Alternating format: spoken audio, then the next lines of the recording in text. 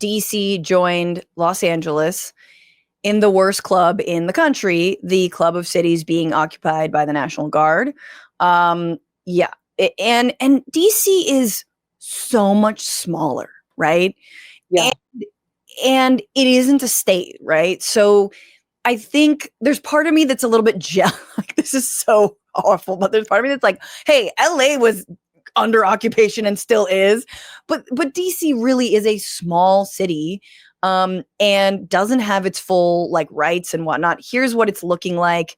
I'll just talk because there's some music behind it, but here you go. It's like there's dudes walking. I mean, it looks like Jan 6 here. You got PI vests, you've got DC police vests, and they're just, DEA vests. They're hanging out on corners. They're walking in front of cafes and clubs. Luckily, their faces aren't covered. This guy's coming out like, what the hell? Yeah. But this is kind of what like a night in DC is looking like. And it's really terrifying. Right now, specifically unhoused people are being harassed. Their things are being thrown away. And also people who are just chilling on the stoop. Take a look at this. Stay in that trouble.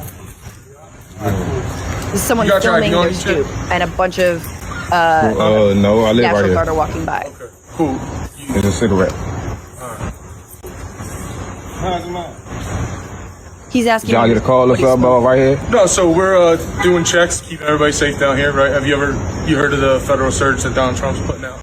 No. Right. You don't follow like Code 3 anything like that? But no. All right, so yeah, Trump's got all federal agencies kind of coming together for 7 days and going out, trying to stop the violent crime, all kind of stuff. So we're out here contacting people, talking to them, right?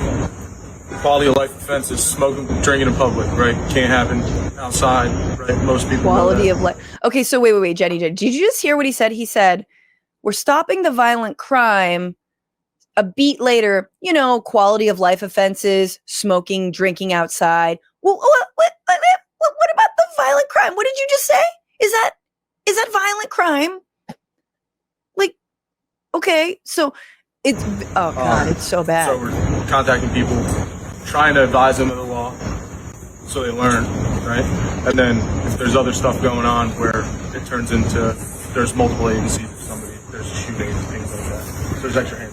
All right, so we're just out here trying to inform people and educate people. It's not like we're trying to just go grab people and ruin someone's life over a joint or something. We're not trying to ruin someone's life over a joint, but we were asking you if you were smoking a joint, and it goes on. He's like, "Oh, I thought I smelled weed." It is, and yes, Trump somehow can do this because of home rule, but like that's the level. We've seen it here in LA. It's all the more, I think, egregious there because DC, especially in the summertime, man, people are out, they're hanging, my favorite DC nightlife story is I'm like hanging outside of a bar. A guy comes up and he's trying to sell me, I'm not even joking, Jenny, a whole, like he's got in his jacket, a whole lineup of homemade perfume. And one of them that I bought, which was very bad. I think I bought the Michelle Obama. This was obviously during the Obama years. Wow. He had a perfume called Michelle Obama. That's what DC nightlife is. Listen, I know many people who'd like to smell the Obamas, so I'm sure that person made a killing. I just want to address the beginning of the video where he rolls up and he's like, "Oh, haven't you heard?" It was so losery because it was like very much like, wait, you haven't heard of us? Let me just, the federal surge that Trump's doing? He's like, no. He's like, no. It's like kind of big. No, we haven't heard of you. That makes me feel so happy just in that little moment to be like, no, bitch, I have not heard of you. Okay. Yeah, who are you? Why? What do you? Also, if I'm drinking my beer, this is my porch. On your stoop. This is my stoop. Okay. You don't have dominion over my stoop and my gullet if I want to knock down some beers. Yeah. This is ridiculous. It's so like just like the way he talks to You know what? It also, this is really chilling, but it kind of also reminded me of some documentaries about the Afghanistan war where you see like, you know, big Marine tries to explain to like humble villager trying to live their life what the US Army is doing occupying their country. And he's like, you know, what we got to do is if you're harboring any terrorists, you know, and it's the same like dissonance and like lack of communication. But really, it does remind me of an occupying army. And that's basically what they're doing. One man had something more than just sort of like side eye. He had a whole ass sandwich, a full, uneaten. It did not look even just a little bit nibbled sandwich. Sandwich guy rises. Take a look. Oh!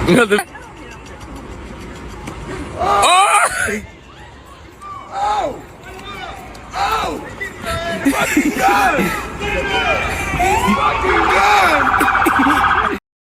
Salmon, a salmon polo and khaki baby Pete with his kids. That's what I love about it. He looks like any other conservative fucking DC chode, but he threw the most anti-fascist sandwich known to America in that moment. I was like, so good.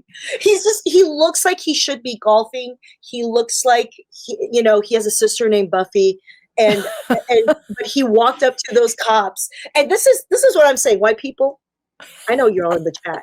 White people, you got to follow this man's lead, okay? Seriously. Privilege to the front. Let's go. Privilege to the front. Subway guy already being memed. like Banksy over here throwing the flowers or I think it is flowers. It was He definitely looks like, apparently he screamed at them, "You're fascist," but he does look like he should have been screaming, "Do you know who my father is?" Yes. His name is Sean Charles Dunn. And guess what? He works for the DOJ. He worked for the DOJ. He was an international affairs specialist in their crime division. Pam Bondi fired him and then tweeted, "If you touch any law enforcement, we will come after you." This is an example, get this, of the deep state we've been up against for 7 months. Wait, can I say, Gypsy Vegan commented, "Do you hear the people eating the subs of angry men?" Stop! I don't promise to read every single person's funny comment, but that is so funny. That is the beauty of a white man in khaki shorts and a polo, is it doesn't have to be, it doesn't have to be like a January 6er. You know what I mean? Oh yeah. I just think it's an amazing, like, oh, it's an example of the deep state. Has this been happening a lot? Like, what other foods have they thrown at you in the DOJ? Like who's being battled?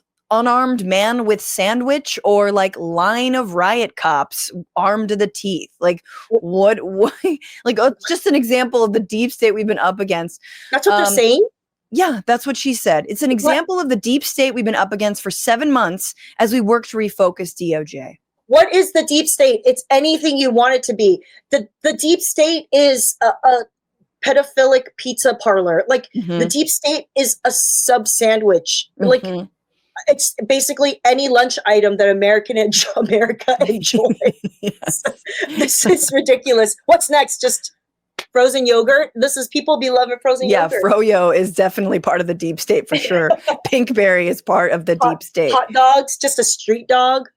Yeah, well, street tacos, we know that. I mean, the hypocrisy of pardoning 1,500 Jan 6ers and charging this man with a felony, as he's going to be charged with, by Jeannine Pirro, who is the district attorney appointed by Donald Trump. Francesca, I love your conservative lady voice, by the way. It's, you know what? I feel like the way you do your conservative lady impression is you fill up your head with just hot air. You're like, Take a breath like through your nostrils. And yeah, it's true. It is true. There's different tones, and I appreciate that. It's also a little bit of my liberal voice, my little I'm just really concerned that Zoran is like going too far. Yeah. There's a lot of different angles. Anyway, here's Fox News pointing out this glaring hypocrisy. Is that it is very rich to say we are going to charge the sandwich thrower with a felony. When I was there on January 6th, and all of those people that assaulted police officers got pardoned. Not just the nonviolent ones, not just the ones that went into the Capitol. Everyone, including the ones that went after police officers, got pardoned. So don't tell me we care, that this administration cares about protecting police officers when they did not care about those on January 6th. Respectfully, can we just stay? But they got pardoned. No, those were police officers, Emily, and they got pardoned. I want to talk about D.C. for a second. But that was in D.C. That was in D.C. Those were D.C. police officers. Can I just start with the... I was like, ooh, it's getting good. I forgot I was on this podcast. I was like, go get her. Go get her. No, can we stick with just cops? These are cops. Can we stick with DC cops? Those are DC cops. Ugh, Cheryl. You know what I feel like? It's so messed up because the truly they're gonna come for us eventually is so real, because everything this administration does is pick on what is most vulnerable. Yeah. That's what a true bully does. They pick off what's easier, right? Yeah. So they tried LA symbolically, and they went for like the day laborers who work at Home Depots and car washes because they don't have an office. So easy to pick off. So easy. The farm workers. Then they decide, you know what? They somehow declared victory in LA, and then now they're in DC, which is so tiny. Half of DC is federal buildings, so that's not even part of the city. So it's even smaller than we all think, And so we are just roving bands of like vested men hiding their guts, Yeah, and it's like open, like stop and frisk, policing Black people. I mean, that's all it is, right? Yeah. Over here, you got all different ethnicities policing, mostly Latinos. But it's ICE, as we know from here. I mean, they're not going away. That thankfully the National Guard have gone, but ICE and Border Patrol are continuing to round people up. And it's, again, yeah, you're absolutely right. It's low hanging fruit. People are worried to make it from their car to, the place of business, because in that time they could get swept up. Gardeners come through my house, my area, and it's like, I worry about them, talk to them, making sure they're okay. And like, it's relentless, and it's disgusting. That's what it is. It's disgusting. It's relentless. And you're like, I saw, we've been talking about, people who are like leaving the country. I saw you shared something about also people deciding, because their parents are undocumented, they're just gonna, their parents are gonna go back to their home countries and whatnot, and because they don't feel safe and free anymore. And then LA is also incredibly expensive, and that feels like, I understand it on a personal level, but it feels me, because every day I'm like, how much are home prices in Vancouver? But like, I'm also like, I don't want to give up. Like, what about? And there is a lot of community defense. We've, you and I as homies have interfaced with these awesome organizations and platform them and talk to them. But it's like, I just don't want to give up. Like, I don't want to throw in the towel. I think a lot of what I've been reflecting on is not all of us need to contribute to the resistance and the movement, right, in the same exact way. Yeah. And so I'm trying to figure out what would that look like. I totally get the whole idea around like, just beam me up. I just want to get out of here.